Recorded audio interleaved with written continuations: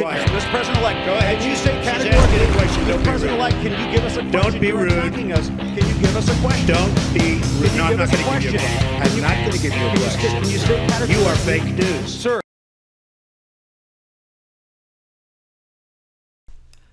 Hi, I'm Dr. Dave Janda. Welcome back to Dave versus the MSM. I'd like to thank you for joining me today and thank you for networking this information to anyone and everyone you know and love. The more people educated, the more people that become empowered.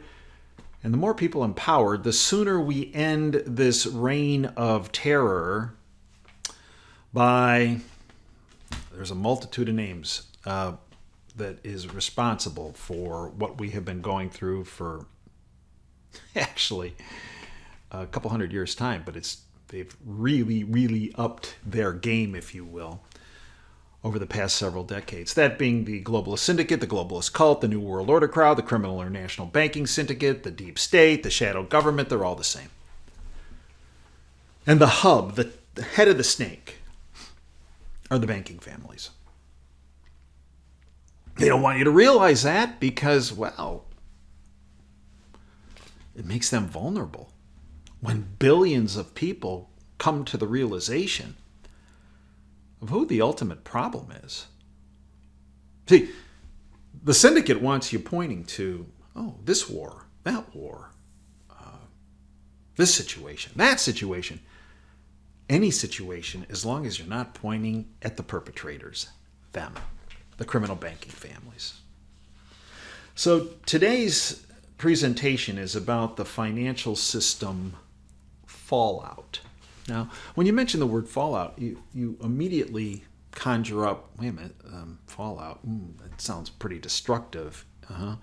And an implosion, if you will, let alone an explosion, of the system. The financial system has been rigged to fall down in its own footprint. Sound familiar? For many, many, many decades. Let me give you an example. Quote, I see in the near future a crisis approaching. It unnerves me and causes me to tremble for the safety of my country. The money power of the country will endeavor to prolong its reign by working upon the prejudices of people until the wealth is aggregated in a few hands and the republic is destroyed. I feel at this moment more anxiety for the safety of my country than ever before, even in the midst of war, end quote. That was Abraham Lincoln from a letter written to William Elkin just after the passage of the National Banking Act of 1863. And less than 5 months after Lincoln made that statement, he was assassinated.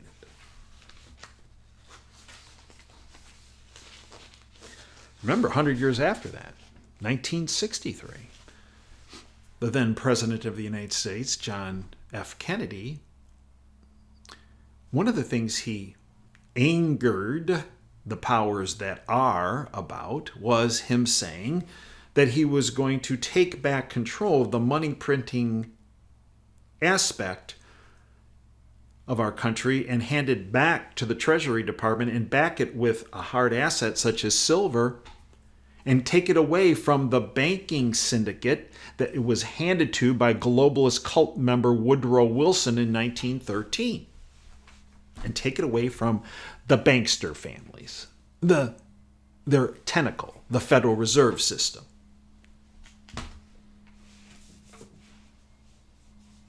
And the banking families have had an insurance policy. Their insurance, by the way, Kennedy met that same fate, didn't he? As one of his predecessors, Lincoln, 100 years before that. So this has not just been going on 10 years or 20 years. Oh, no. It's been going on for a couple hundred years.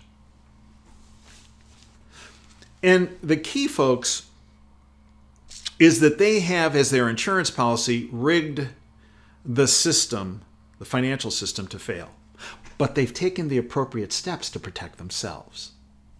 So that when the system comes down, all the useless eaters, that's what they call us, the 99.9% of us that aren't in the banking families, the people that pay the ultimate price, the deal with the chaos and the conflict and the havoc and the death and destruction, because that's what happens when supply chains break down, when the financial systems break down. Just ask the people of Venezuela, Argentina, you name it.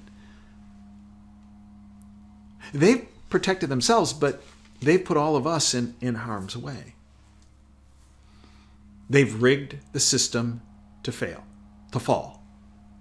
They're protected, thank you, because they've accumulated a huge amount of hard assets themselves that will protect them when the system comes down.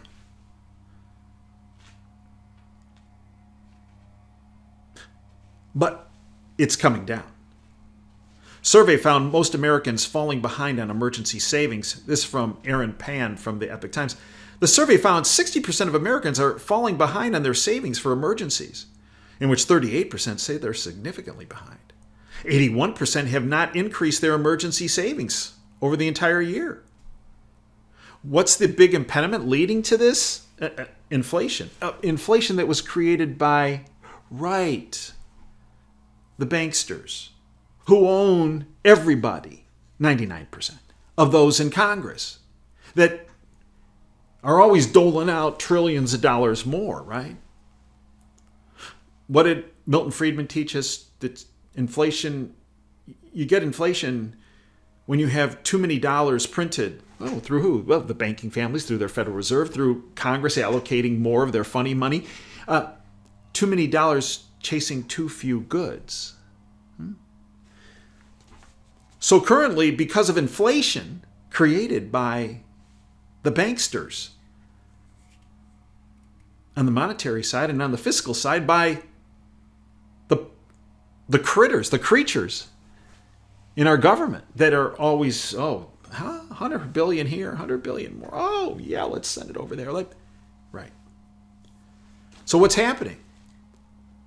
All of us are tapping into our savings for consumption issues. Withdrawing from retirement savings are on the rise. Hardship withdrawals because of emergency needs. Plus, they add to that inflation eroding a living standard. Nearly 50% of Americans say high prices are eroding their living standards. That's not an accident. It's not a coincidence. It's not because of incompetence. It's purposeful. From the Dallas Fed survey, quote, hearing a lot more, I cannot afford this, end quote. The economy is slowing, end quote. Just what they wanted. As stated, most Americans can't afford an emergency. Specifically, 1 out of 3 adults can't cover a $400 emergency expense. Barely half of Americans have 3 months of emergency savings. And as a number of guests have pointed out on our platform for an extended period of time to give you a heads up, it's going to come down to a debt, DEPT, credit issue that brings it all down. U.S. to borrow $1.5 trillion in debt this and next quarter after borrowing a massive $1 trillion last quarter.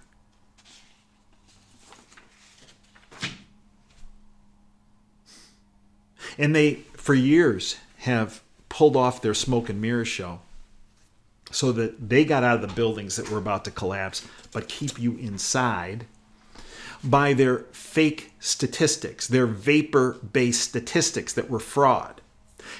And now, they can't even keep up the smoke and mirrors show because the data is so horrendous. Manufacturing survey screams stagflation. Economy stagnating, high inflation, right? Remember the 70s? What we experienced with Jimmy Carter in the 70s is an appetizer compared to what's hitting. Inflation accelerated, demand muted, jobs cut. And look at their every month they put out this through the Bureau of Labor Statistics. Their employment data. Well, the employment market's fine. They estimated we were going to in this country have 180,000 new jobs when they went around to companies to find out hiring for the month. Turned out it was only 150,000 jobs. But when you looked at the numbers, to get 150,000 plus new jobs, they had a bogey number in there to push them up. of 412,000 jobs. In other words, the economy lost over 200,000 jobs. But they didn't want you to know that. And in the independent media, here's just one particular day. Jobs come crashing down. Payroll estimates are missed. Bidenomics winning? Bankruptcies spike as consumer confidence falls to 5-month lows. Target's CEO warns consumers are tightening up their spending, buying even fewer groceries and toys. World's biggest shipper, here comes your supply chains, cut 10,000 jobs, warned of subdued global trade. And then with the banks, some deposits may be temporarily delayed. Service disruptions at many U.S. banks. And when all this is going on and they're telling you, keep buying those paper assets. Keep buying them, buy. Those paper assets that are backed by, for the most part, nothing. Central banks, the bankers, gold buying bid is even bigger than previously thought. Loading up on those hard assets. Although they're telling you, don't do that. Those are barbarous relics, that gold and silver. Oh! Well, misdirection. Central banks have loaded up on more gold than previously thought this year. Countries such as like Russia and China and India and Turkey, right? Countries expanded bullion reserves by 337 tons in just 3 months. Central bank purchases for the first 9 months of the year, the bankers, a total 800 tons. Jim Grant, who is one of the more honest people, I believe, in the financial world, he's been screaming, along with a small number of others, look out, there are troubles, protect yourself. Jim Grant. Gold's about to have its day. Jim Grant warns no one's prepared for higher yields much longer.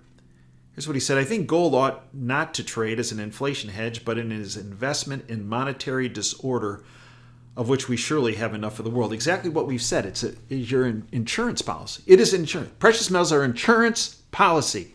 If you look over the thousands of years, when it hits the fan financially, the people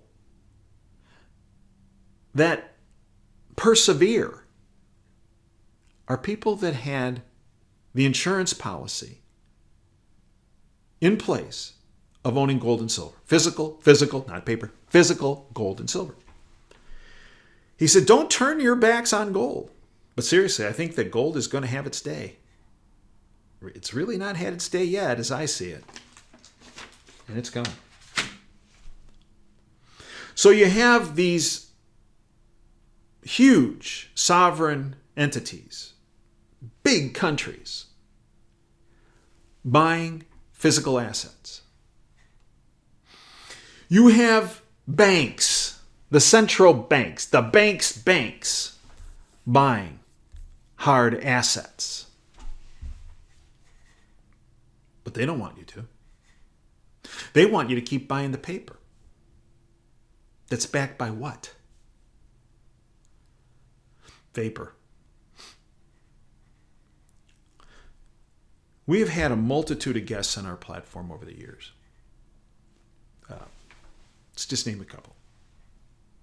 Adriana Reed, Craig Hemke, Bill Holter, Ed Steer. I have an economics background as well, myself. And God rest his soul, up in heaven, Rob Kirby. We've given you an incredible heads up for an extended period of time. We've dissected this out for you. You need to protect yourself because there's no government, There's no banker. There's no politician. There's nobody in the military that will protect you from a financial takedown. You need to protect you.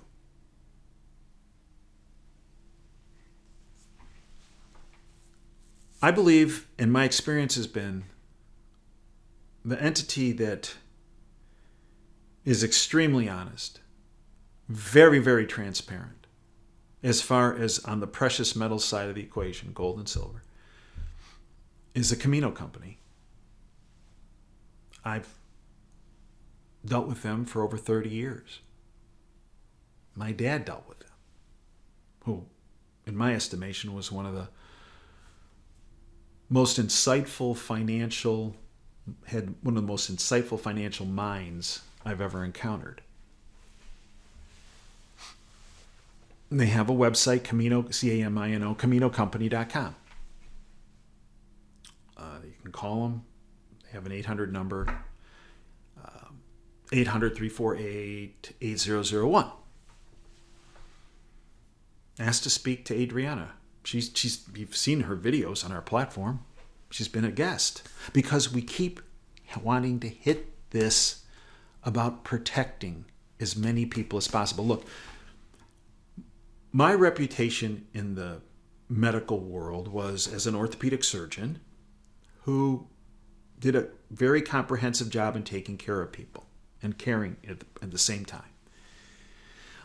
My research side was, yes, in developing some operative interventions to help people, but the main focus of the research I was involved with over 35 years and still to this date is the prevention side of the equation. Just one of the studies I was lead investigator for, we found a way to prevent, according to independent sources, 1.7 million people a year from getting injured and save $2 billion in healthcare costs, and we spent $1,000 once.